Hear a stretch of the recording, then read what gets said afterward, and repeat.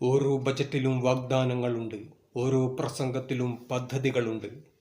പക്ഷേ വീട്ടിലെ അടുക്കളയിൽ ഇന്നും പുക കയറുന്നില്ല. കുഞ്ഞിൻ്റെ കയ്യിൽ പുസ്തകമില്ല, വൃദ്ധൻ്റെ കയ്യിൽ മരുന്നില്ല. ഇതാണ് ദാരിദ്ര്യ നിർമ്മാർജ്ജനം. പദ്ധതികൾ പേപ്പറിലുണ്ട്, ഫയലുകൾ ഓഫീസിലുണ്ട്. പണം വഴിയിൽ എവിടെയോ അടഞ്ഞു പോകുന്നു. ദാരിദ്ര്യം ഒരു അക്കമല്ല, അത് ഒരു അമ്മയുടെ വിശപ്പാണ്, ഒരു അച്ഛൻ്റെ നിസ്സഹായതയാണ്, ഒരു കുട്ടിയുടെ നശിക്കുന്ന ഭാവിയാണ്. ഗവൺമെൻറ് പറയുന്നു പദ്ധതികൾ ഉണ്ട്. ജനങ്ങൾ ചോദിക്കുന്നു അത് ഞങ്ങൾക്ക് എപ്പോൾ എത്തും? ഭിക്ഷ ചോദിക്കുന്നില്ല ജനങ്ങൾ.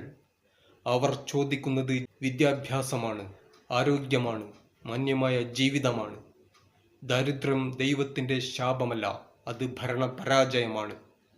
ശക്തർ കൂടുതൽ ശക്തരാകുമ്പോൾ ദുർബലർ കൂടുതൽ ദുർബലരാകുന്നു. ഈ സംവിധാനമാണ് ഇന്ന് മാറ്റേണ്ടത്.